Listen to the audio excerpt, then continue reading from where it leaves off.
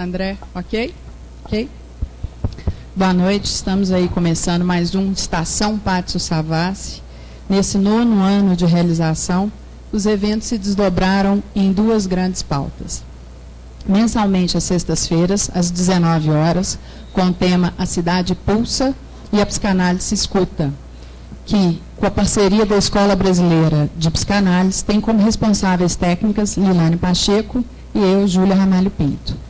Aos sábados, mensalmente também, às 11 horas, o nosso tema será Minas São Muitas, eventos que contam com a parceria da Minas Golden Tour, onde abordamos sobre turismo e cultura no estado de Minas Gerais. É com uma grande honra receber essa parceria aqui da Escola Brasileira. Durante esses 9 anos, a gente fez vários eventos em conjunto com vários participantes, né, vários membros da escola. A psicanálise sempre foi um tema aí que circulou pelo shopping, agora um pouco mais instituído, vamos dizer assim. E para falar um pouquinho mais sobre essa nossa parceria, né, e sobre o tema Cidade Pulsa, convido Lilane para falar. Boa noite. Bom, a cidade pulsa, a psicanálise escuta. Esse é o nome que demos a esse encontro mensal que faremos no Pátio Savassi, dentre as atividades da Biblioteca da Escola Brasileira de Psicanálise, Seção Minas Gerais, EBP-MG, como intimamente chamamos. Esse projeto que inauguramos hoje é fruto de pelo menos 2 enamoramentos importantes e decisivos. O de Júlia Ramalho, sócia-diretora da Estação do Saber, com a psicanálise, e com as atividades da EBP-MG, nas quais ela encontra subsídios para sua formação profissional. E o enamoramento da EBP-MG com as questões da cidade, que tem endereçado, né, para os psicanalistas, cada vez mais, demandas de que a psicanálise, com o seu referencial teórico e clínico, possa contribuir. A psicanálise tem sido convidada por diversos setores da sociedade a escutar as pulsações da vida e suas idiosincrasias, seus efeitos não previstos, incidindo na polis. Respondendo a um chamado a escutar a cidade e suas pulsações, que já tem sido feito de diversas formas, né? Vamos dizer assim, o atendimento a esse chamado, todas as nossas jornadas, as conversações clínicas no Instituto de Psicanálise e Saúde Mental, mas agora aqui, né, na cidade, né, respondendo a esse chamado, né, para escutar a cidade e suas pulsações. Estamos hoje com Henrique Kaufmann, diretor-geral adjunto da EBP-MG, e Laura Rubião, diretora adjunta de biblioteca da EBP-MG, para que, além de inaugurarmos essa parceria, possamos responder a questão que foi proposta a eles. A cidade pulsa. E o que a psicanálise escuta? Então, com a palavra, os nossos convidados. Quem fala primeiro? Ladies. Boa noite.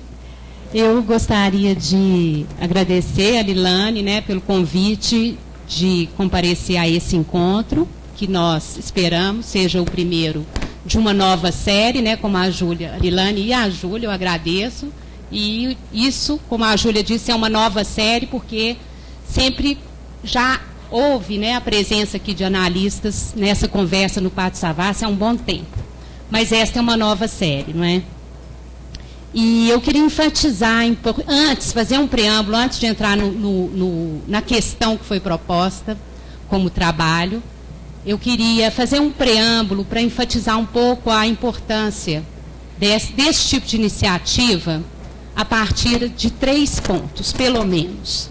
Né? Em primeiro lugar, porque eu acho que essa iniciativa ela é muito afinada com o espírito mesmo assim, que Freud propôs para esse encontro da psicanálise com as questões da cidade e da civilização, já na época dele, e me lembrando aqui de um texto de 1913 que se chama O Interesse da Psicanálise, ao qual eu vou retomar mais para frente, mas é um texto em que ele expande e dissemina o interesse da psicanálise para diversas áreas do conhecimento, diversos campos aí da cultura, da civilização, desconstruindo, assim, a meu ver, esse mito, né, do analista retraído, confinado no foco, né, de uma experiência restrita, de uma experiência individual, né, contrariando, né, o mito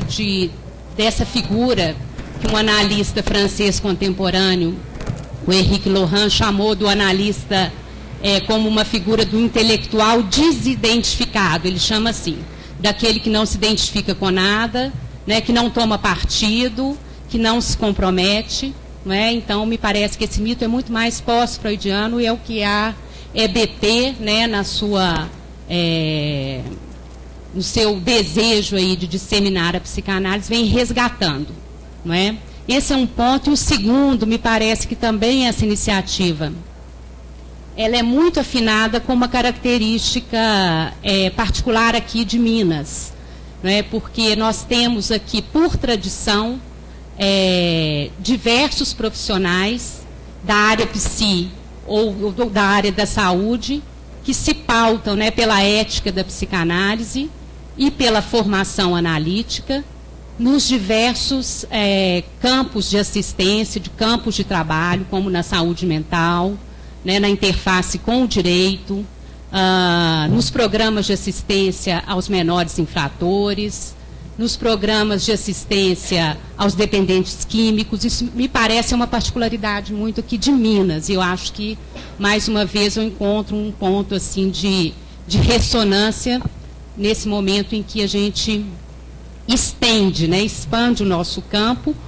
Mas aqui, particularmente, agora eu entro no terceiro ponto, né, a gente não está no espaço técnico especializado. Nós estamos falando para o dito público leigo. Né? E, mais uma vez, eu me remeto à história do movimento psicanalítico, quando Freud foi muito incisivo, quando ele se recusou que a psicanálise estivesse credenciada a qualquer tipo de reconhecimento burocrático, acadêmico, que os psicanalistas tivessem que ter uma formação médica, por exemplo. Ele dizia que o encontro com a psicanálise é um encontro com a própria análise e com o próprio desejo aí, inconsciente. Então, o público leigo, ele é muito bem-vindo a essa conversa. Né? Esse é um preâmbulo que eu queria fazer para reconhecer, né, assim, a importância dessa iniciativa. E, bom, então, entrando no nosso tema, que é também uma pergunta, né, como que a psicanálise se aproxima das pulsações da cidade e o que ela escuta a partir daí.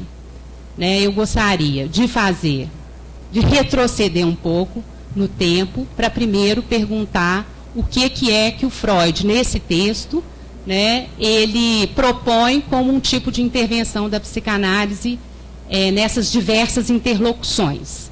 Né? Então, ele chama assim, o interesse da psicanálise para as ciências não psicológicas. Então, ele toma uma posição aí de fora, não é? E vai listando, né, um interesse para a filologia, para a filosofia, para a biologia, sobretudo para a medicina, para a história da civilização, para as ciências estéticas, as artes em geral, para a sociologia, para a educação. Né, para cada um desses tópicos ele discorre um pouco, mas o que a gente pode depreender percorrendo esse texto é que para todos esses setores, né, a psicanálise ela participa, né, nessa interlocução pela via da escuta de um sentido que se mostra recalcado no inconsciente. Não é? Então a psicanálise ela se dispõe, né, a escutar aí os enigmas da neurose, né, os enigmas dos sonhos, dos mitos, né, os impasses da educação, e sempre a partir do que ele localiza, né, o Freud nessa época, como sendo um conflito entre a civilização e a pulsão. Não é? Então, em um único parágrafo, eu acho que ele resume tudo o que ele tem a dizer nesse texto. Eu vou ler para vocês, é bem curtinho. Ele vai dizer o seguinte: a psicanálise demonstrou plenamente o papel desempenhado pelas condições e exigências sociais como causadoras de neurose. As forças que, operando desde o ego, ocasionam restrição e recalque da pulsão, devem fundamentalmente sua origem à submissão às exigências da civilização. A psicanálise trouxe à luz os desejos, as estruturas de pensamento e os processos de desenvolvimento da infância. Né? Então, dessa maneira, ele resume, né, qual seria essa proposta de intervenção da psicanálise. O que a psicanálise traz como novidade, como que ela pode intervir aí nos acontecimentos que se inscrevem no social. Né? Mas, então, né, e hoje, né, será que isso ainda permanece, né? Essa proposta ainda se mantém? Né? O que é que nós escutamos hoje, a partir desse termo que eu achei muito preciso, né, das pulsações da cidade? Eu penso que hoje nós estamos diante de pulsações que muitas vezes vão prescindir do campo da palavra, da significação, e vão se encarnar em atos, né? De maneira que a pulsão não está mais conectada com um enigma, com um sentido que faz apelo a uma interpretação. Né? Então, a gente pode também fazer uma lista, né? Por exemplo, o ato de se drogar, o ato de transformar o corpo. Hoje, o acesso às técnicas cirúrgicas é um acesso muito facilitado. Se está magro, pode-se aumentar o corpo. Se está com excesso de gordura, pode-se diminuir né, esse corpo. Se tem, por exemplo, a sensação de que se é uma mulher num corpo de homem, pode-se fazer uma cirurgia para mudar o sexo, não é? O ato de se medicar, que é extremamente popular, né, entre nós hoje, e também extremamente banalizado. O ato de agredir, né, nós estamos diante de uma sociedade em que a violência também se dissemina e é também bastante banalizada. O ato de se agitar, né, as escolas têm uma demanda maciça aos nossos consultórios, quando levam crianças que se agitam, quer dizer, elas não marcam a sua presença a partir de uma palavra, né, mas elas marcam a sua presença a partir dos seus corpos, né. O ato de se alimentar de forma desregrada, né, os famosos sintomas que hoje estão tão frequentes dentro das anorexias, das bulimias. Enfim, o ato de se deixar cair na inércia, por exemplo, a gente poderia chamar assim as depressões. Não é? Então, são sintomas que se inscrevem muito mais no corpo a partir de uma certa errância da pulsão, de uma forma desgovernada, do que propriamente encontram um apoio num campo aí do discurso, né, do discurso, digamos, articulado aí no simbólico, não é? Mas então, né, a gente pode se perguntar, eu estou colocando várias perguntas, né, essa é mais uma, o que é que mudou? Né? Por que é que isso opera de forma diferente? Por que o sofrimento psíquico ele vai se apresentar assim com essa outra cara, né? E com isso representando para nós um desafio muito grande, não é?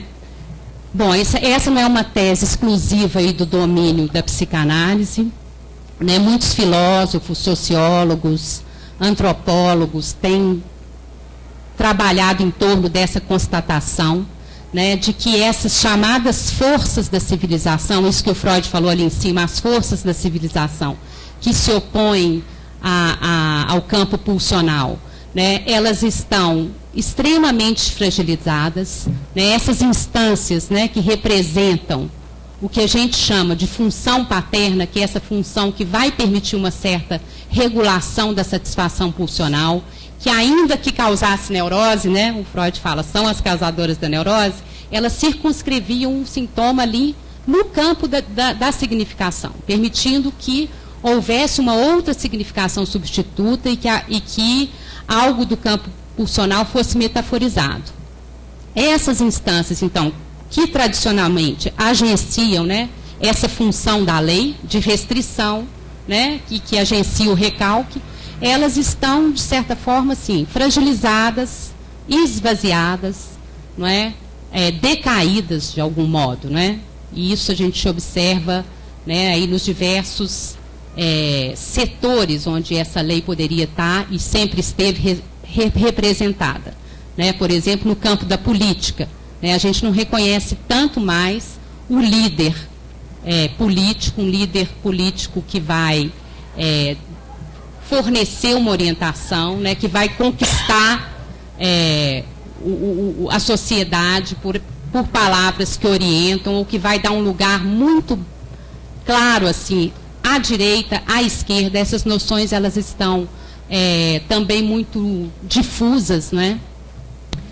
A gente vê isso claramente aí no campo da religião, e aí tem um acontecimento recentíssimo, né, da renúncia do Papa, né, que um assunto, isso que está no ordem do dia, né, a Igreja Católica, a instância de representação máxima da autoridade religiosa, ela está vazia. Outro dia eu vi na televisão, né, só se falava disso, né, eles dizendo o pontificado está vacante. É a ideia de um certo vazio, né, que a Igreja Católica também, né, os princípios ali da fé religiosa, eles não estão tão salvaguardados, eles não estão tão resguardados, né, de questões mundanas, de questões né, dos vícios aí, os mais generalizados aí da sociedade, que estão presentes ali. Então, muito difícil demarcar o que é o bem, o que é o mal, o que é o certo, o que é o errado. Essa linha divisória, ela está esfumaçada, né?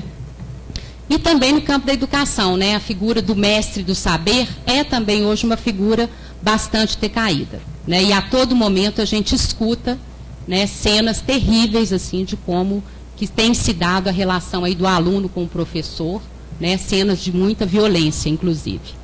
Não é? Então, uma vez esse princípio regulador estando abalado, né, nós temos, consequentemente, isso que eu estou chamando aqui de uma certa errância, né, da pulsão. Disso que se manifesta no corpo de uma forma desregulada e compulsiva.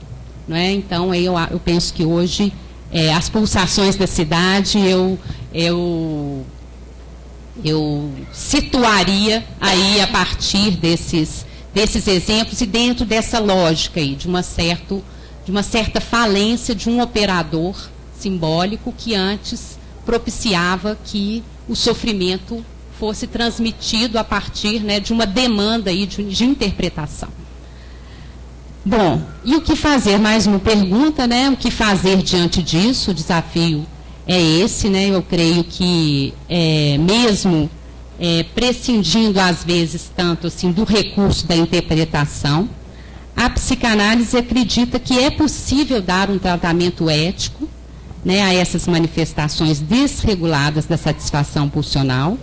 Acredita que elas possam se conectar ao campo da subjetividade, tornando possível a invenção de novas respostas, né, a esse super-eu contemporâneo, que também, por outro lado, de sua parte, está sempre exigindo que se satisfaça de uma maneira assim infinita, que se consuma cada vez mais, que se medique, se automedique cada vez mais, não é? Que é possível extrair daí uma invenção, um novo tipo de resposta. E a aposta, então, seria no encontro, né, de formas menos devastadoras de lidar com o sofrimento psíquico, não excluindo aí um sujeito. E eu acho que o Henry vai falar um pouco da questão da responsabilidade, mas esse é um ponto essencial, né, para nós, é pensar que mesmo com todo esse desgoverno, né, isso que faz uma pressão pela via da compulsão, que nós sempre podemos fazer surgir aí um sujeito capaz de tomar a palavra, né, que por meio da enunciação vai localizar um ponto aí da sua subjetividade e inventar uma nova amarração, né, para isso que está desamarrado, que está desatrelado. Né? A gente aposta numa ética das consequências, né, de que a palavra tem consequência, de que nós vamos insistir aí a partir por essa via, né, da palavra.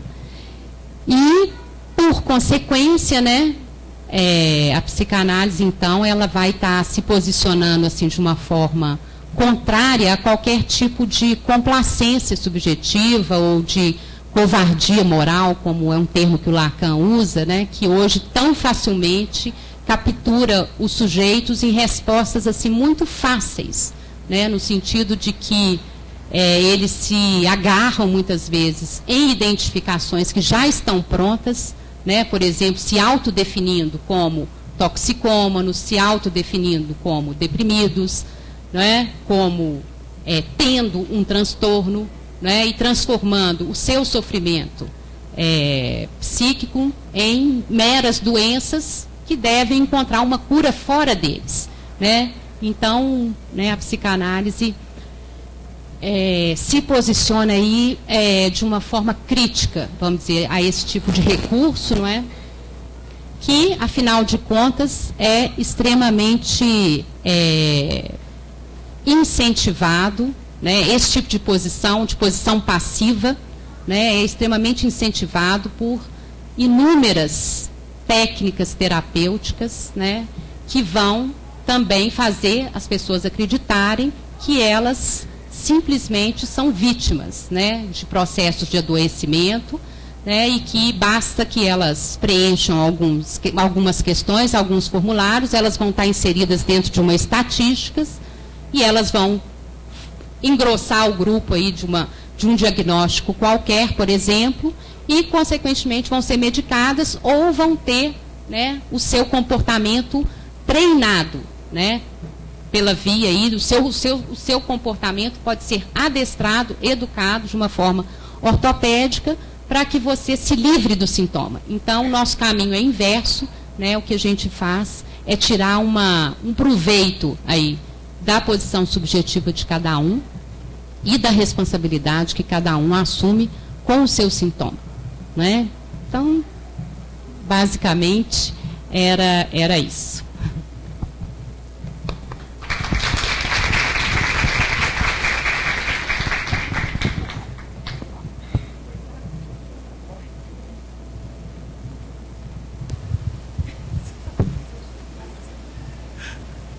Boa noite. Agradecer a Júlia, a Lilane, a Estação de Saber, o convite dessa parceria com a Seção Minas da Escola Brasileira de Psicanálise, a oportunidade, não é? Agradecer a presença de vocês, né, a disposição de estar aqui presente, de terem driblado o trânsito, né, para chegar até aqui. Vocês sabem que uma plateia, Lacan dizia isso, né, ainda mais uma plateia que a gente desconhece, né? Em geral nós não conhecemos a plateia, mas como bem apontou Laura, uma plateia não é totalmente leiga, algumas caras eu conheço, assim, mas não é a plateia habitual que nós estamos acostumados, né? Mas uma plateia por si só, ela tem função de interpretação, né? Ou seja, na medida que eu estou aqui falando, eu fico, o que é que eles estão escutando do que eu estou falando, né? Que efeito está produzindo? E muitas vezes isso retorna de maneira surpreendente. Aqueles que têm, ou já tiveram a oportunidade de dar aula, por exemplo, já vivenciaram isso. Quando um aluno chega com uma anotação, fala, professor, você falou isso aqui, e você se surpreende, né? Ou você não falou isso a primeira vez, você acha, ou você acha ridículo aquilo que você falou muitas vezes, e você tem que se virar com aquilo. Então, uma plateia, ela tem essa função de interpretação, então não é sem alguma angústia que a gente se apresenta diante de uma plateia. Bom, a fala de Laura me permite trazer alguns pontos que eu já estava pensando em trazer, mas que ela faz uma abertura que me permite colocar isso por um outro viés, que eu acho que pode nos ajudar aqui na nossa conversa. Primeiro eu diria, porque estamos aqui, né, também fazendo esse preâmbulo, não é meramente por uma boa vontade, ou um altruísmo, ou algo dessa ordem, né? Nós estamos aqui por uma preocupação. como ela bem lembrou, as pessoas estão acostumadas a encontrar o psicanalista dentro do consultório, não é? Eles estão lá. Aqui em Belo Horizonte, como bem lembrou Laura, nós temos uma participação em Minas e em Belo Horizonte, em diversos trabalhos, da saúde à defesa social, aos hospitais gerais, inseridos na cidade de Belo Horizonte, mesmo em outros estados. Há uma série de iniciativas que tentam, de alguma maneira, trazer à cena a responsabilidade do sujeito com seu sofrimento, que para nós é um ponto fundamental. Nós temos essa oportunidade, então nós não somos aqui em Minas, particularmente, a nível do Brasil e do mundo, a orientação lacaniana não é essa, de ficar parado dentro do consultório, não é essa a nossa orientação, e em Minas nós temos uma tradição já de muitos anos de trabalho. E existe uma outra questão que nos faz estar aqui presente, que é a preocupação, né? Porque não cabe a nós explicar, a gente encontra também muitos colegas que se nomeiam psicanalistas, sendo demandados em espaços de mídia ou públicos para dar sentido ao sofrimento das pessoas e dizer o que elas devem fazer. Primeiro, não é esse o nosso lugar, não é essa a orientação que a gente tem, particularmente a partir do que a gente entende como ética da psicanálise. Porque, diferente do que é disseminado, Freud nunca explicou nada. Freud não explica. Freud implica. Né? Fazer essa diferença para nós é fundamental.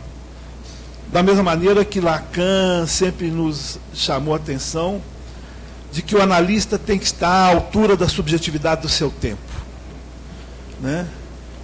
E, como bem apontou Laura, a subjetividade do nosso tempo é marcada por algumas variáveis, né, silenciosas, aditas, compulsivas, violentas, que nos preocupam muito. Né? E que a gente acha que, como psicanalistas, é importante essa conversa com as diversas plateias, no sentido de apontar que é possível uma aposta diferente da mera classificação, da mera contenção pelas normas, do enclausuramento compulsório, da sedação e da desresponsabilização dos sujeitos pelo seu sofrimento. E mais, pela exclusão da noção de sofrimento em nossas vidas, da mera transformação no sofrimento em doença, ou simplesmente da transformação do sofrimento em um ato irresponsável. Não é difícil pensar isso. Só vocês se perguntarem, qual a última vez que vocês ficaram tristes? Ou, qual a última vez que vocês ficaram deprimidos? Né? A depressão, ela foi substituindo a tristeza como nomeação para um certo afeto que nos acomete, e que é, vamos dizer assim, comum e extremamente produtivo em nossas vidas. Tristeza da samba, não é? Depressão não dá. Eu não conheço, pode até ter hoje em dia um rap da depressão, não sei, mas depressão não dá samba. A tristeza deu muito samba, da poesia, da mudança de vida. Por quê? Porque é um afeto do qual você não está isento da responsabilidade de se perguntar: por que eu estou triste? O que está acontecendo com a minha vida que eu estou nessa lama? Né? Então, de alguma maneira, a nossa preocupação ela vai exatamente nessa direção de acender novamente essa chama da preocupação das pessoas e das suas responsabilidades com aquilo que se passa com elas. Então é por isso que a gente se dispõe, por isso que a gente vem com muita vontade e alegria falar onde quer que nos convide. E olha que a gente já foi e vai nos lugares mais difíceis. Né? Bom, então vamos entender isso um pouquinho. Eu gosto muito de fazer uso de uma referência lacaniana, duas referências. A primeira é uma pergunta que Lacan, nos anos 50, num seminário seu, coloca, que é: por que os planetas não falam? Pergunta aparentemente enigmática, como boa parte daquilo que Lacan apresenta. Quem já se deu ao trabalho de lê-lo, não é? Não é uma leitura fácil, não é uma leitura tranquila, não é? Às vezes chata, não é? Há que querer mesmo para ler, não é? E às vezes há que se ler em conjunto com outras pessoas, que é uma leitura que solitária às vezes se torna muito difícil. Mas quando Lacan pergunta isso, ele diz assim, bom, a primeira resposta que a gente pode dar é porque os planetas não têm boca, não é? É uma ironia, uma brincadeira que ele faz, mas ele está apontando alguma coisa que nos anos de 1950, né, ele já trazia como uma preocupação, que era um certo avanço da ciência sobre os corpos. Veja bem, isso é algo da civilização, né? Bem apontou Laura. A ciência, ela avança. O problema é o uso que se faz dela. Vamos entender isso um pouquinho mais. O que o Lacan está querendo dizer com isso? Bom, o que resta para a gente, basicamente, de quando os planetas falavam? O horóscopo. Não é? O horóscopo, né, aquela coisa que a gente vai ler, não é? Dar uma conferidinha para saber, pela regência dos astros, qual que é o efeito que os astros têm em nossas vidas. Não é?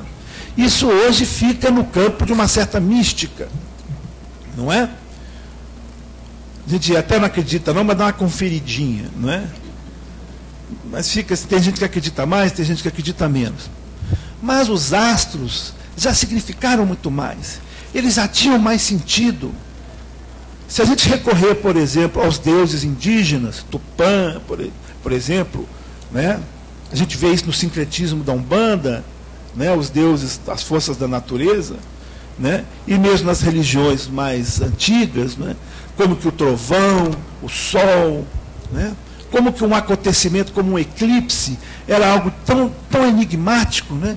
E que sempre queria dizer alguma coisa. Essa que é a questão que o Lacan está apontando.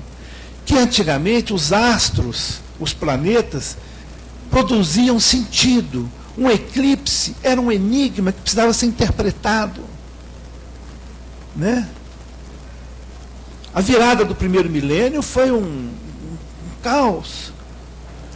O avanço da ciência não nos livrou de uma certa mística em relação à virada do milênio, mas a grande preocupação do milênio 2000, 2001 foi o bug dos computadores. Quer dizer, a ciência aí substitui, né, o que era da ordem de uma certa crença religiosa, às vezes mística, por um dado científico.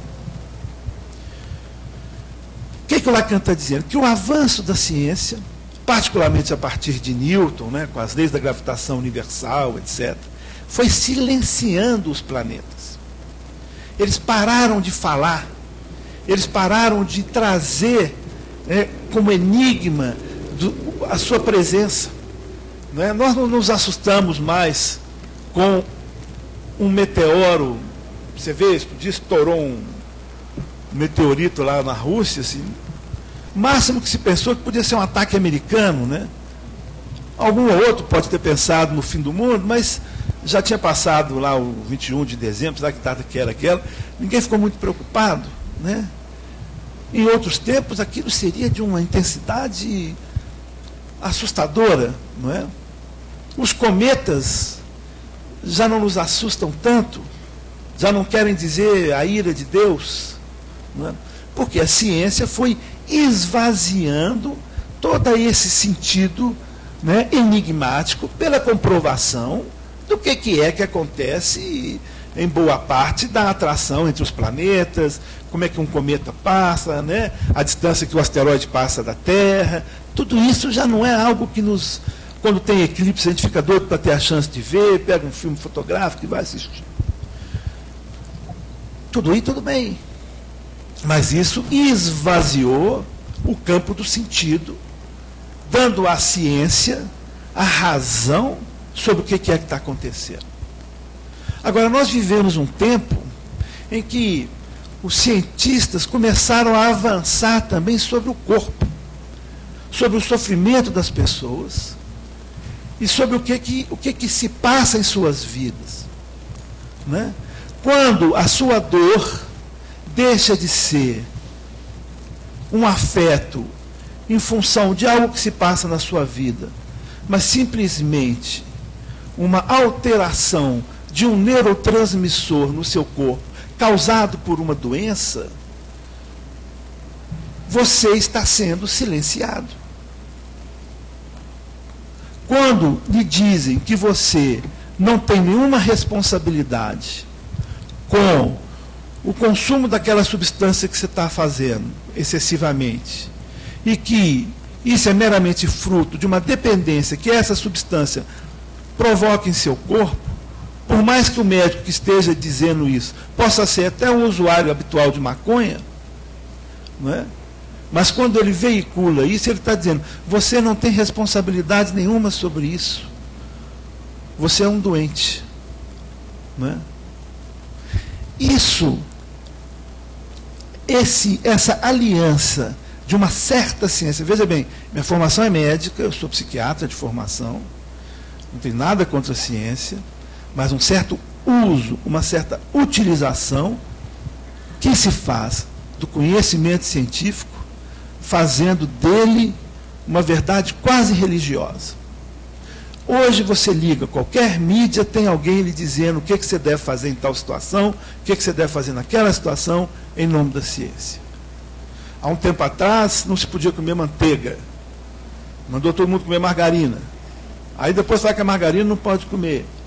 Aí voltaram a comer manteiga. Que o ovo não pode, o ovo é bom.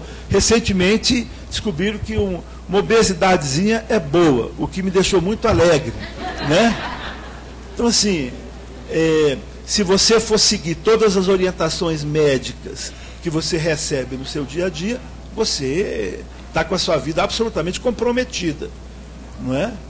Então, Lacan, a segunda referência de Lacan que eu trago é um texto transcrito de uma conferência que ele faz por volta de 1960 aos médicos.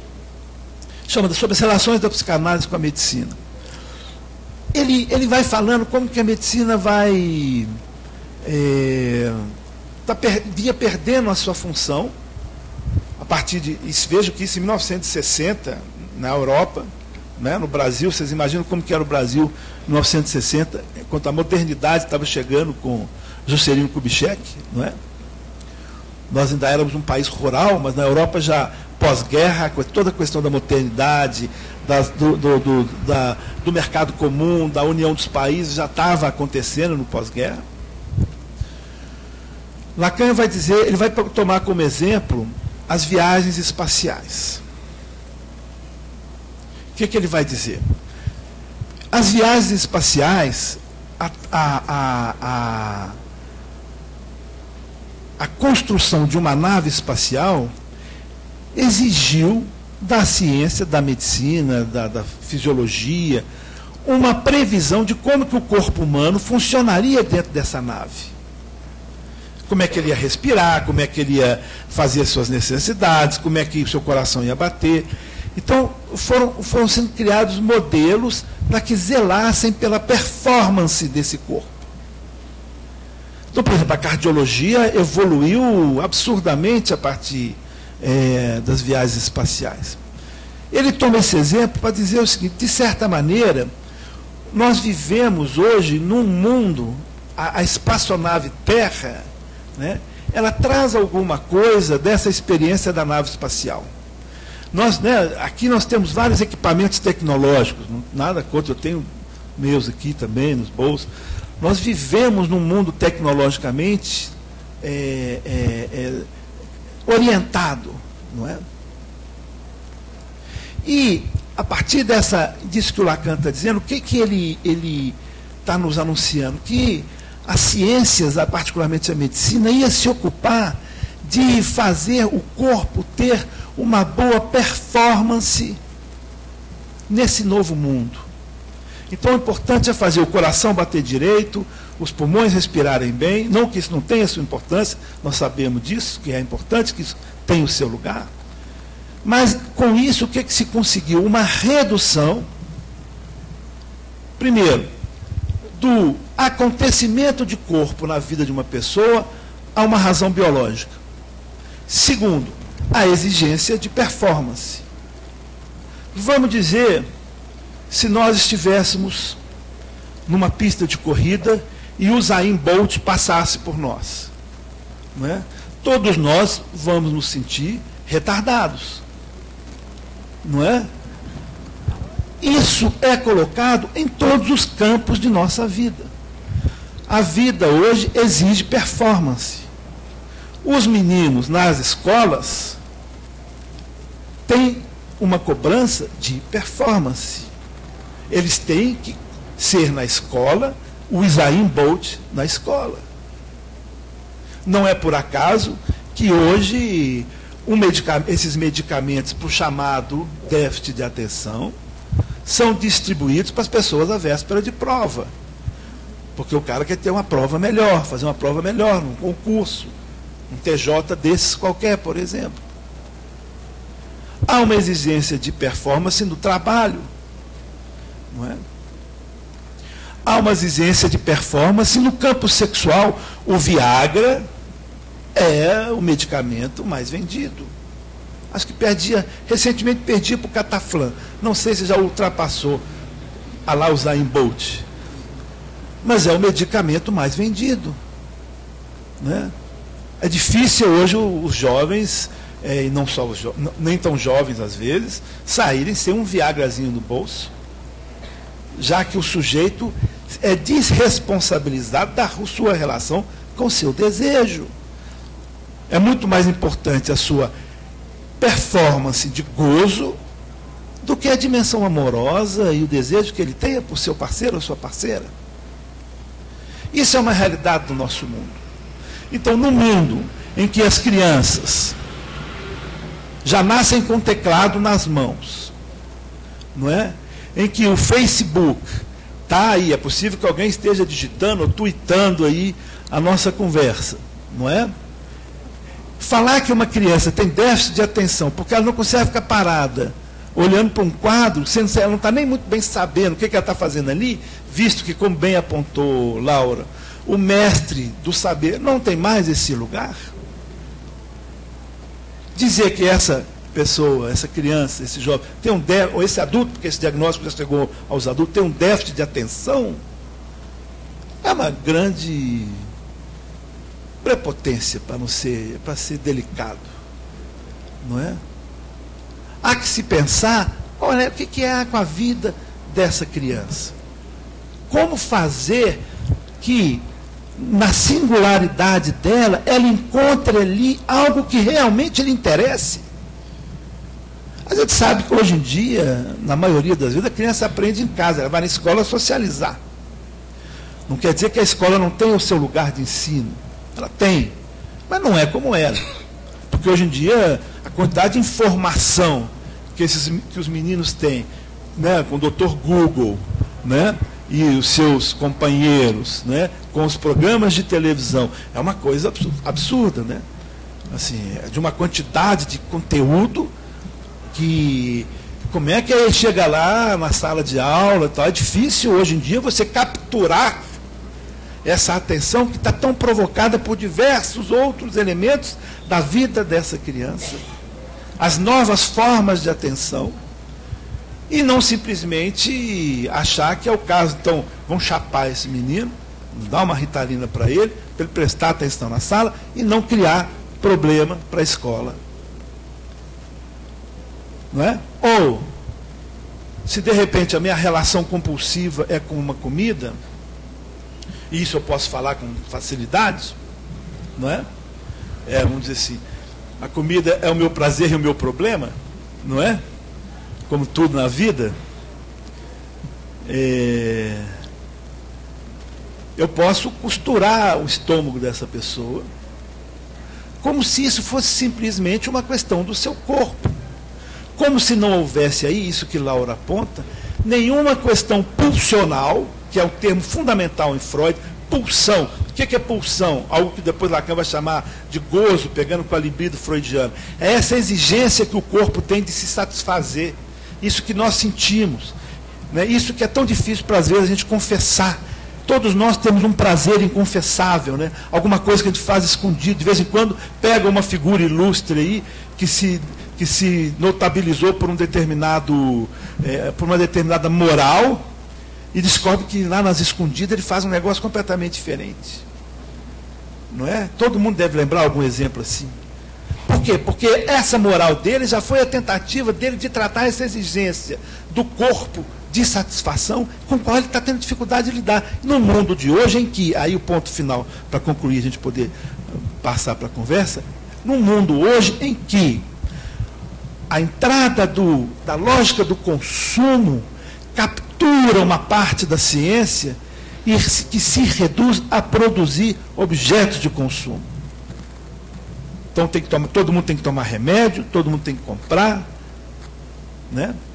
Todo mundo tem que fazer cirurgia, todo mundo tem que fazer plástica, todo mundo tem que emagrecer, não pode fumar um baseado, porque tem que ser produtivo, porque a droga é que causa dependência, e não se pergunta o que é que levou esse sujeito a buscar. O alcoolismo está em nossas vidas desde que o mundo é mundo. Nos Estados Unidos, quando se proibiu o uso de álcool, deu o que deu. E no Brasil estão prendendo os meninos porque estão usando droga. Que é alguma coisa que diz respeito à subjetividade deles, ao espaço de responsabilidade que eles têm em nossa cidade, e responder à singularidade dessas formas de sofrimento, como Laura apontou, no mundo de hoje, apenas com moral, sedação e controle, não é a aposta da psicanálise. A nossa aposta é a cada um seu sintoma, a cada um sua invenção. Como pensar isso em termos de política de massa? Essa é a questão. É por isso que a gente está aqui. Obrigado.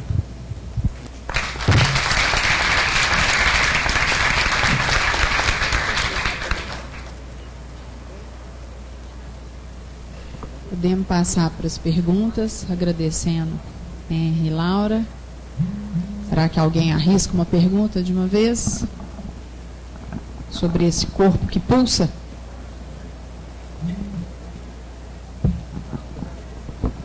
A fala é uma pulsação, né?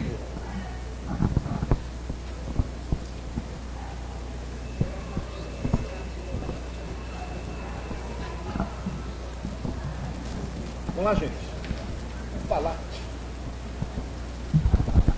O psicanalista adora que os outros falem também. Vamos falar, vamos falar. Eu fiquei pensando, vamos lá, vamos esquentar, né, os tamborins. Fiquei pensando, enquanto Henry e Laura falavam, né, como que todos eles passaram por um certo...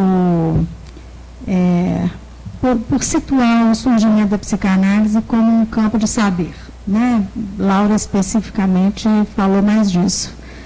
E eu fiquei me lembrando do que eram as histéricas de Freud, enquanto eles estavam falando, né? Que eu acho que talvez isso dá, né, um exemplo para a gente do que é a dimensão, né, que a gente encontra hoje em oposição ao que era o sintoma que as histéricas de Freud faziam. Então, Freud atendia casos de mulheres que estavam muitas vezes internadas em hospitais gerais, completamente abandonadas pelos médicos, então completamente diferente de hoje. Eles não queriam saber delas, elas estavam ocupando leitos dos hospitais e eles diziam, elas não têm nada, elas são mentirosas, né?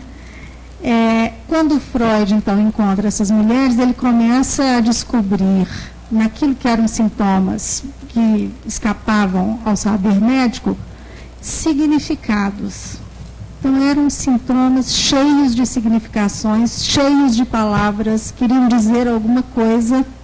Então, uma jovem que fazia uma paralisia nas pernas, quando Freud começa a escutá-la e a entender, né, a história daquele sintoma, ele descobre que era uma jovem que durante algum tempo apoiava o seu pai doente nas coxas, vou usar uma expressão para dar um certo sentido sexual para isso, para tirá-lo da cama, para voltar para a cama, e depois tem a morte do pai, tem todo um desfecho, e como ela tem que fazer um sintoma na vida dela para dizer que agora era ela que não estava bem, alguma coisa não andava bem com ela, ela paralisa as pernas. Um exemplo, esse é um caso, o caso Elizabeth, lá dos primeiros casos de Freud, e que eu passei rapidamente por ele. O que a gente vê hoje em dia, então? Esse corpo que estava liberado para dizer alguma coisa, está todo compartimentalizado pela ciência. Então, era um corpo que os médicos não se interessavam por ele, num tempo lá, meados do século XIX, em que a ciência, vamos dizer assim, começava a se tornar positivista, mas não tinha se tornado a especialidade, ou toda especialidade, e o corpo não tinha sido todo fragmentado, né, em partes passíveis de ser, vamos dizer assim, tomadas pelo discurso da ciência ou pelo saber médico. E hoje a gente tem o contrário. O corpo está aprisionado numa série de saberes, e aí não é possível mais que o sujeito, vamos dizer assim, lance mão desse vivo do corpo, quer dizer, eu não estou bem, alguma coisa não anda bem comigo, né? E que me parece que aí a gente tem, talvez, né, o que eu escuto da fala dos dois, é como que a gente talvez tenha que recuperar essa dimensão de palavra que está, vamos dizer assim, aprisionada nos corpos. Eu acho que os dois falaram disso, né? E talvez vocês tenham possibilidade de contribuir a partir disso, né, com observações que vocês façam no cotidiano, de circunstâncias, né, do aprisionamento dos corpos, dessa impossibilidade de aparecer ao vivo do corpo, como uma criança que se agita, por exemplo, na escola, né? E aí, talvez, Henry, quando você pergunta nessa história de massa, talvez caiba ao psicanalista, ele está disposto a ouvir, né, o cada um, mesmo na massa, né? Quer dizer, mesmo em situações que se possa aparentemente só gerir, não é uma questão de gerir, né, a escola ou esses grupos. Agora, vamos passar para lá, mas antes deixa eu fazer uma aqui. Quando a gente fala de performance, igual você colocou, eu fiquei pensando um pouco da dificuldade disso. Quer dizer, como que é participar de uma sociedade que esse é um discurso e que, ao mesmo tempo, que se a pessoa não se preocupa com essa performance, que lugar que sobra para ela, né? Quer dizer, tá bom, eu não vou tomar o remédio, mas em que condições que eu vou competir? Quer dizer, eu quero um lugar ao sol, eu também quero meu dinheiro, eu também quero comprar meu carro, eu também quero, né, eu quero participar dessa sociedade de consumo. Então, será que existe alguma coisa para a gente dizer sobre isso?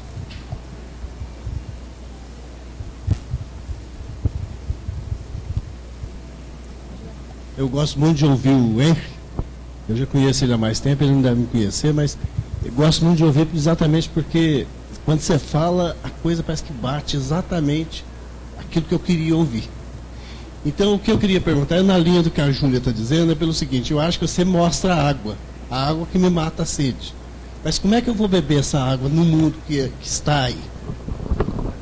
Peraí, como é que eu vou beber essa água? Repete a sua questão, Eduardo. Que passou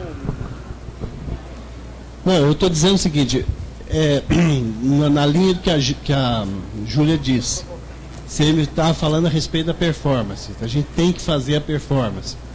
Bem, aí você está me mostrando aí na sua fala que existe uma água que pode matar a minha sede que não seja o remédio. Mas se eu deixar de tomar o remédio, como é que eu vou viver no mundo em que eu vivo?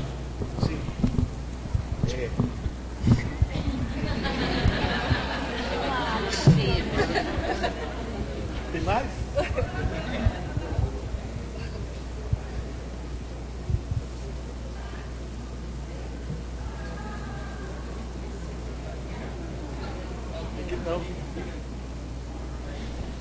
A minha pergunta é mais uma provocação, assim, mais para vocês falarem mais, que eu sempre me sinto um pouco frustrada com isso, assim, a questão um pouco da pergunta dele, de como matar essa sede, assim. Eu tenho acompanhado um serviço de apoio a jovens que são usuários de droga, e eu tenho achado muito difícil conseguir responsabilizar esses jovens, assim, que tem tão poucas opções de fazer laço com alguma coisa na vida, e que às vezes eu saio das conversas assim super angustiada porque a gente não consegue produzir algum efeito assim nos meninos, assim, porque eles eles não veem saída mesmo, assim, é só a droga e nada mais os provoca na vida, assim. Então é um pouco isso, assim, saber como essa ética da responsabilização, ela é difícil, né, assim, de ser feita. Eu queria saber o que.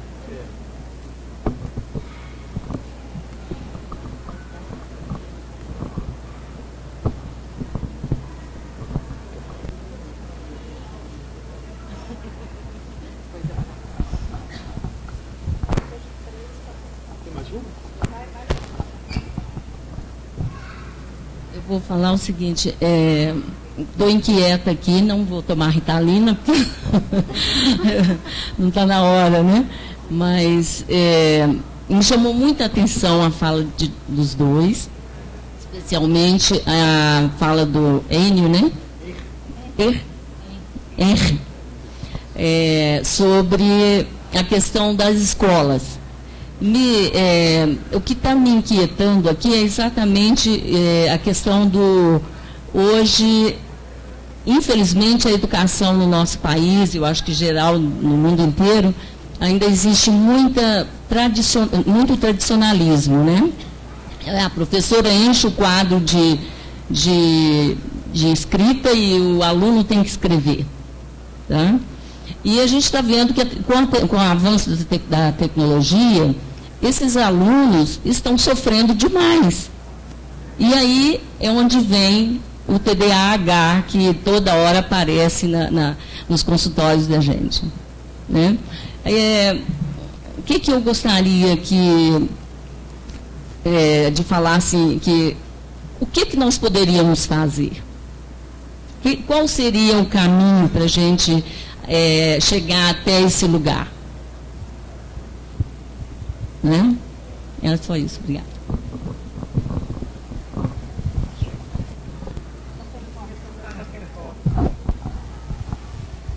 É fácil. Toma Ritalina.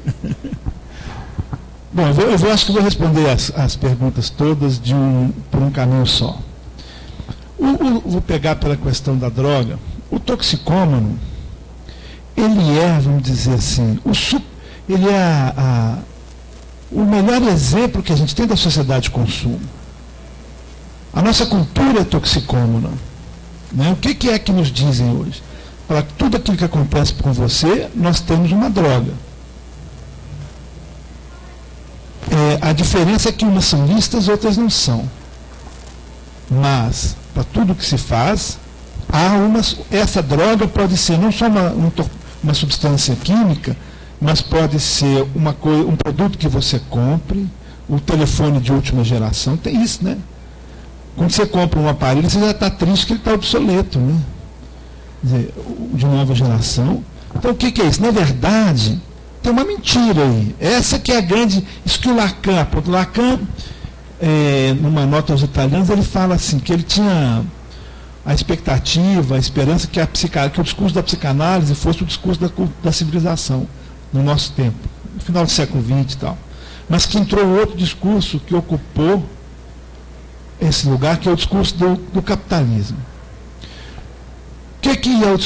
Vou dar um exemplo assim, vou fazer um merchandising. Coca-Cola dá mais vida a tudo, né? Isso é uma verdade?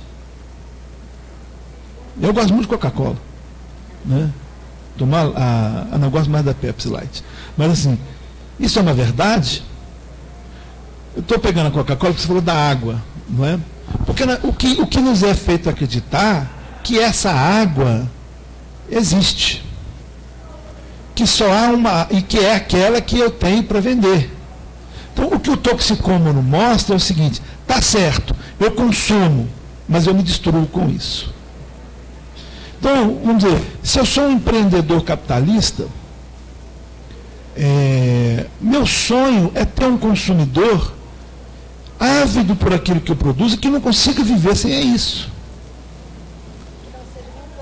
E que não seja muito exigente, é verdade, né?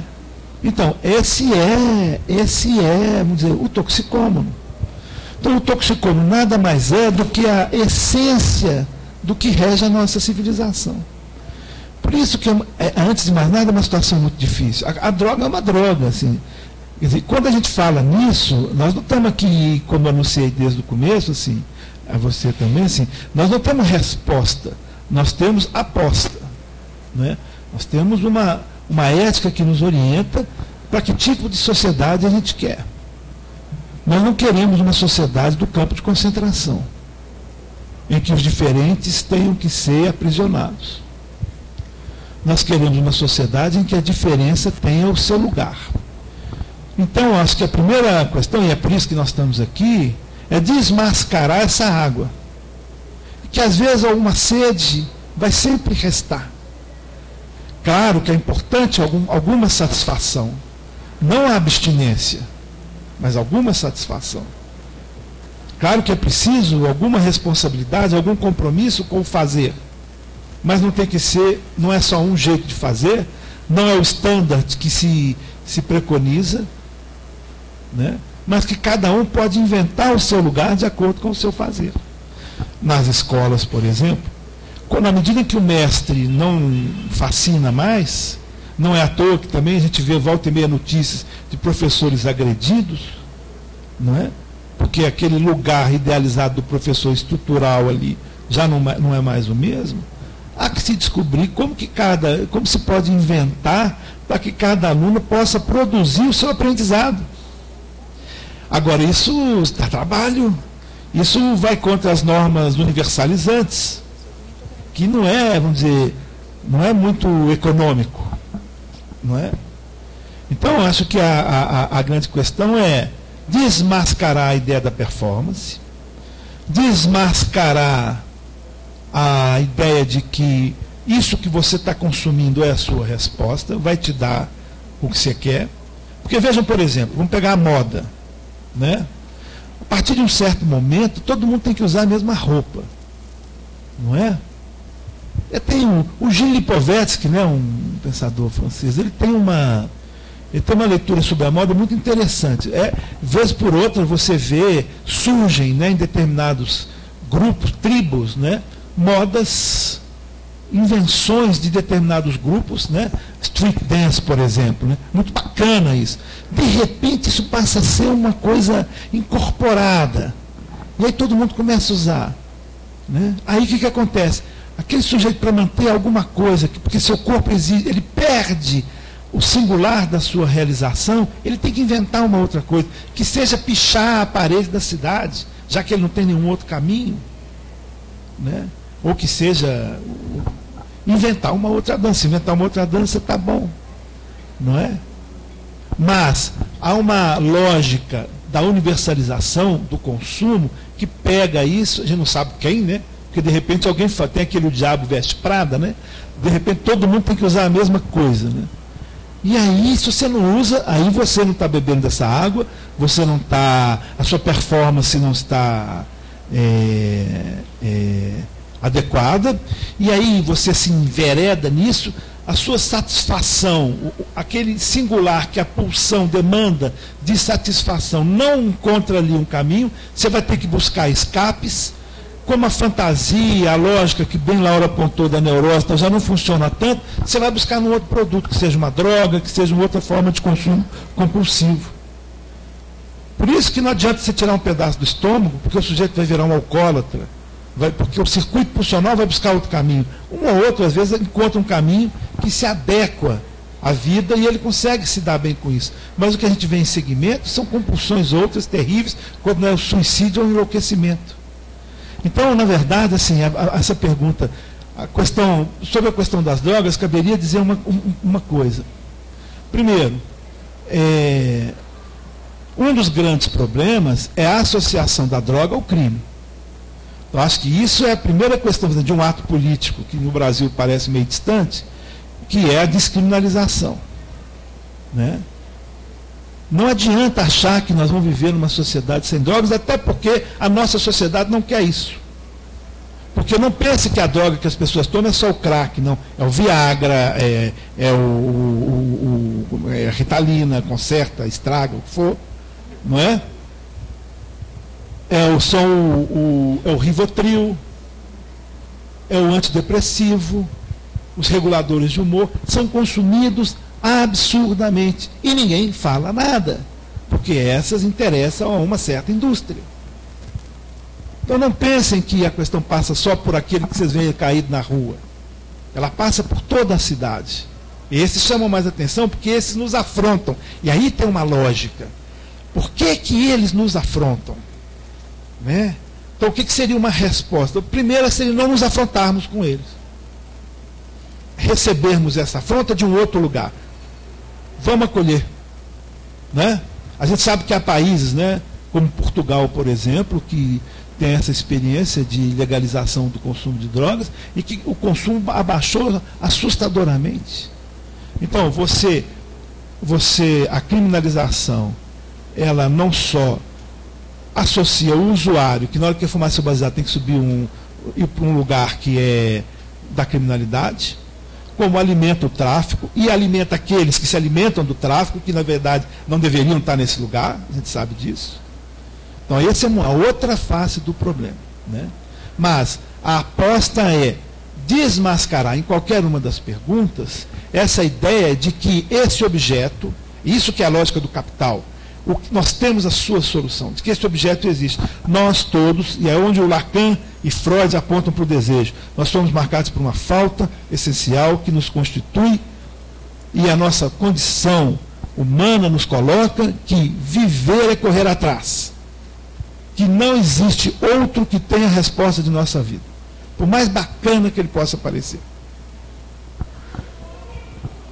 Bom, eu queria, só pegando que a Júlia instigou e que teve uma ressonância aí nas outras questões, né, que é essa questão da universalização e da diferença que sempre é levada, né, a ficar como em destaque, como aquele que não tem, como aquele que não conseguiu, e sempre numa lógica aí do fracasso. Né? Se você não tem, não conseguiu, não teve performance o suficiente para chegar lá. Eu acho que tem muito esse discurso assim, dos fracassados. E o que está por trás disso é essa promessa de matar a sede. Né? As fontes são múltiplas, cada uma promete matar a sede desse modo integral, né, que o Henry está falando, né? Seja, sem que deixe nenhum resto. Ou seja, né? sem essa ideia de que durante algumas escolhas, alguns caminhos, tem falhas mesmo, né? Pode parar de funcionar, pode não estar desempenhando do jeito que queria, né? Então, por exemplo, em relação à escola, a criança está ali com alguma dificuldade, alguns recursos já foram feitos, você está escutando ela, é uma coisa que eu escuto demais assim, em relação aos pais, mas qual o problema se a criança ficar um ano atrasada? Quais são as consequências disso, se de fato ela está pedindo isso, é o tempo dela e ela não está conseguindo fazer outra elaboração? Por que tem algo que tem que empurrar para que seja, né, esse desempenho máximo o tempo inteiro, como se a gente não pudesse ir, hora funciona, hora não funciona, vai elas dão as dicas, né, assim, de como vencer esse tédio, você está falando, a partir de algo que, né, muitas vezes tem, não, essa tecnologia está massacrando as crianças que estão o dia inteiro assoladas por essa informação compulsiva, né, mas é um joguinho, às vezes, que ele gosta, né, assim, pelo qual ele se interessa, é que ele vai encontrar uma maneira de aprender, como ele falou, em casa, né, dentro, né, nós não podemos querer retroceder e falar assim, não, vamos tirar essa tecnologia de circulação, né, porque às vezes o tédio está muito entediante, porque é o mesmo recurso que se adota para todos, né, por isso que a gente está falando aqui de uma possibilidade de extrair uma escolha singular aí para cada um, e que o sujeito possa sustentar isso. Na questão das drogas é extremamente difícil, né? Como fazer de outra forma, se esse produto já é produzido para causar uma dependência absurda, né? E ao nível bioquímico mesmo, isso tem, a gente sabe, né, que isso é difícil, mas a gente não abre mão da aposta. Bom, tem mais perguntas. Eu queria perguntar para o Henry, na verdade, sobre tratamento. Esse excesso de medicação em pessoas que eles nomeiam como TDAH, ou drogas, ou alcoolismo, Na verdade, é uma rede de significantes. Eu queria entender como que a psicanálise faz esse passo a passo para poder conseguir reverter essa situação.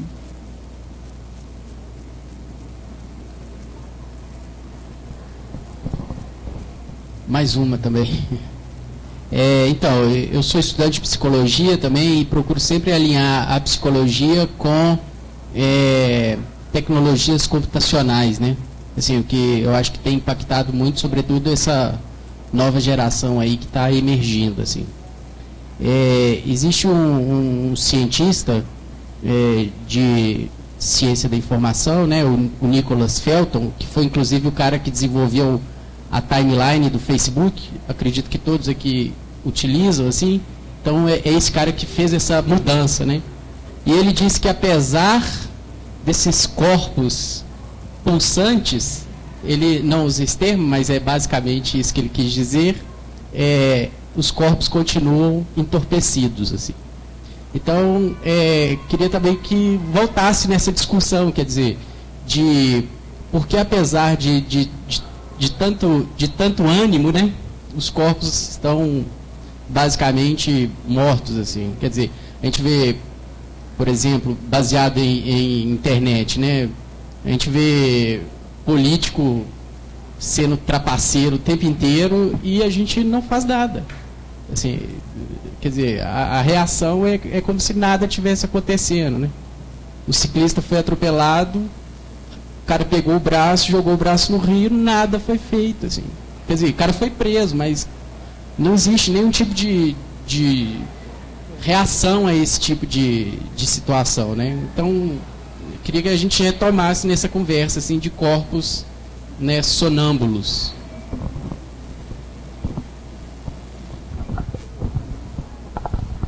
Bom, a sua fala me lembrou muito uma fala do Foucault, que eu gosto muito, que o Foucault trabalhou, né, fez esse trabalho memorável, que é a História da Loucura. Ele teve muito contato, né, com os hospitais psiquiátricos, e ele faz uma fala assim, que eu acho que até meio que profética, assim, desse mundo que a gente vive hoje, massacrado pela técnica. Ele vai dizer o seguinte, que quando a loucura for transformada em doença pelo avanço da técnica, e ele está falando da psicofarmacologia, a ala dos agitados vai se transformar em aquários mornos. Né? Então, assim, isso ele, né, na década de 60, quer dizer, ele via o progresso da ciência, da psicofarmacologia, que ceda, né? Esse efeito que você está falando de sedação, né, e de apatia. Né? Justamente, eu penso que isso é um efeito aí é uma resposta também da época. Né? Porque que há alguns anos atrás, os posicionamentos políticos, né, eles eram muito mais bem demarcados, por exemplo, né, quando me parece que há algum tempo atrás ainda se pensava em lutar por um lugar melhor, por um ideal, né, que se pensava, né, ou mesmo nessa questão do efeito, né, o efeito que a palavra pode ter, o efeito que uma reivindicação pode ter, e a questão também do individualismo, quer dizer, é cada um no seu aquário, né? Quer dizer, a questão mesmo da política, né? O esvaziamento do pensamento político, hoje, ele é gritante, né? Assim, as pessoas estão ali, elas estão alheias. Eu acho que esse efeito de entorpecimento, ele vem aí, está nesse discurso aí do capitalista que está veiculando isso mesmo. Você cuide do seu bem-estar, desse prazer que você vai encontrar encarnado num objeto, né, e dessa satisfação e, enfim, isso de uma forma isolada. Né, eu pensei por aí. Você me fez pensar, eu vou responder a segunda primeiro também, depois eu vou lá de cima. Sobre a questão da política. Há um movimento pelo esvaziamento da política. A política só existe entre os seres humanos. Né? Nós temos uma frase pensada por Jacques Lamillère de Lacan, que o inconsciente é a política. Por que é a política? Porque há uma máxima lacaniana, que às vezes as pessoas acham estranho, que é não há relação sexual. O que ele quer dizer com isso? Que não há encontro de dois sujeitos, há sempre um desencontro. O que não quer dizer que não pode fazer sexo, ser bom, essas coisas. Não há esse encontro, não há essa unidade. É uma maneira de pensar, isso pode ser pensado de várias maneiras. Mas o que eu estou dizendo? Que o inconsciente está exatamente nesse intervalo. Então, a política é a maneira que a gente tem de relacionar com os outros, não é? Os discursos nos colocam na relação com as pessoas. Na medida em que você passa a funcionar por normas padronizantes, estandartizantes, você vai esvaziando a política. Vou dar um exemplo. Comunidade das abelhas, né? Há um ideal, né? Por isso que eu falei do campo de concentração. Há um ideal de que, por exemplo, a civilização pudesse funcionar como a comunidade das abelhas, sem política. As abelhas não precisam de política. Há filmes de ficção científica que colocam essas sociedades. Por quê? Porque não há desencontro, cada um tem a sua função. A política é a maneira que a gente tem de lidar com esse desencontro. Na medida em que isso é esvaziado, né, por um discurso que a cada um a sua satisfação, algo que alguns vão chamar de individualismo de massa, a política se esvazia, né? Eu não, as moças são mais novas, mas eu sou do tempo da ditadura militar. Então a gente tinha questões políticas claras, né, para enfrentar a coisa. Hoje há uma pulverização. No Brasil você ainda tem uma certa encarnação do poder, que você pode gostar, não gostar, que ainda acontece a política. Mas você vai na Europa, em alguns países, há um esvaziamento da vida política, né, porque há uma burocratização, uma automatização das funções. Não há uma encarnação. Por exemplo, você houve uma série de explosões, como em Londres, né, na Espanha, mas aquilo acaba, porque pelo que nós estamos lutando, né? Então, isso tem a ver com essa pulverização. Você não tem o elemento ordenador que daria aí essa função de sustentação política. E um certo, vamos dizer, certamente que boa parte da primavera lá do Oriente, assim, vem pela demanda democrática, mas vem também, se vocês forem ver o noticiário, pela demanda de consumo, que é o direito de escutar música, de comprar um aparelho bacana, de não sei o quê. É muito por aí, né? Na pergunta, eu jamais responderia como a psicanálise faz. Porque a psicanálise não tem um fazer, ela tem uma ética, né? E em cima dessa ética, a cada um a gente inventa alguma coisa, não é? Eu posso dizer como que eu penso, até por lidar com... Eu não sou contra a medicação, é até bom que você me dá a oportunidade de clarear isso. Eu sou psiquiatra, há pessoas que eu medico. A função da medicação, para mim, é tirar um certo excesso. Então, se a pessoa está com uma angústia, que ela não consegue fazer mais nada, nem falar, para que a gente possa, a partir da sua fala, trabalhar, eu tenho que diminuir um pouquinho isso para que a gente possa trabalhar. Se a pessoa está num quadro delirante, psicótico, não sei o quê, que impede ele até de ficar em casa, exigiria talvez uma internação, etc., eu posso entrar com a medicação que contenha isso e possa trabalhar com ele, mas jamais no intuito de acabar com isso. Porque ali está a solução que ele está encontrando para o problema dele. Nós temos é que evitar que essa solução, né, seja pior do que o problema. É a questão do toxicômano. O toxicômano, ele está se tratando, gente. Na verdade, aquilo que ele está fazendo é se tratar. O problema é que ele morre do tratamento, né? Mas se você tirar aquilo dele, simplesmente... Vou dar um exemplo que eu acho que é mais visível, né? Alcoólicos Anônimos, né? Funciona muito bem. Eu acho uma experiência interessantíssima. As pessoas que têm um problema de alcoolismo e vão para Alcoólicos Anônimos. Por que funciona? Porque ele troca a bebida pelo Alcoólicos Anônimos. Ele passa a ser um dependente de AA. Vocês já conversaram, não sei se tem alguém aqui, vai me desculpar, mas eu estou aqui falar, né? Mas a conversa do AA é papo de botequim. Então, eles mesmos falam, eu sou um alcoolista em abstinência, não posso quebrar a ficha, porque eles mantêm nessa prática de evitar e de chamar o colega e de buscar uma relação compulsiva com a própria instituição que eles criaram. Então, não é que eles deixaram de ser viciados, eles mudaram de vício. Eles passaram o que alguns chamam de gambá seco, não é? O que é muito bom, porque se o cara está morrendo daquilo, se ele encontra alguma coisa que dá um intervalo para ele, um vício, que ele consiga viver a vida dele, e quem sabe abrir espaço até para tratar esse vício, ótimo. Então perceba, assim, a psicanálise não é contra saídas inventadas por ninguém. Nós não estamos aqui preconizando que todo mundo tem que fazer análise, nem nada. Então, assim, no caso a caso, como fazer? Entendendo essa questão da medicação. E em alguns pacientes, a medicação tem a função até simbólica, de um significante, alguma coisa do que ele faz uso, né? E só para retomar só mais uma coisinha, nesse sentido também, quando a gente trabalha com as instituições, em termos assim, de uma política de massa, né, por exemplo, uma instituição que atende muitos pacientes, ou da defesa social, o trabalho do psicanalista é exatamente junto com a instituição, para que ela seja permeável, seja uma escola, à invenção de cada um. E não simplesmente tem que ser assim, vai ser assim, vai ser assim, se cumprir isso bem, se não cumprir isso vai de castigo, ou vai para solitário, ou vai para onde for.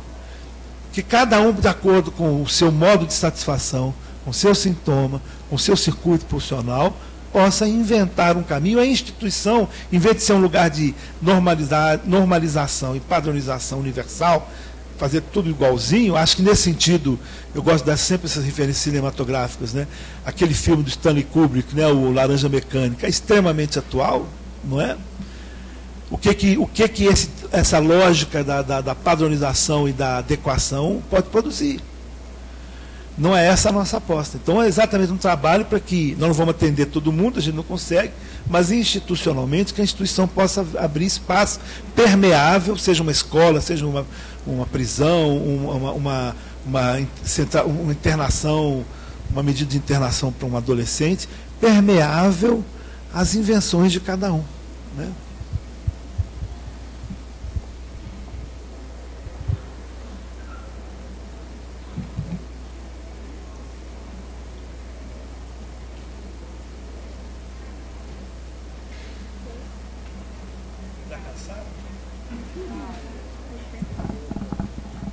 Alguém mais?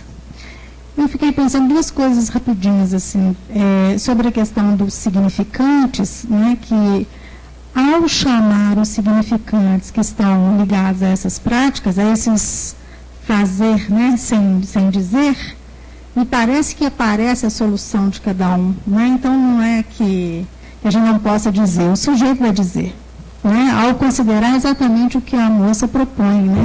Tem, vamos dizer assim, que buscar a vertente significante desses atos que parece que não significam nada.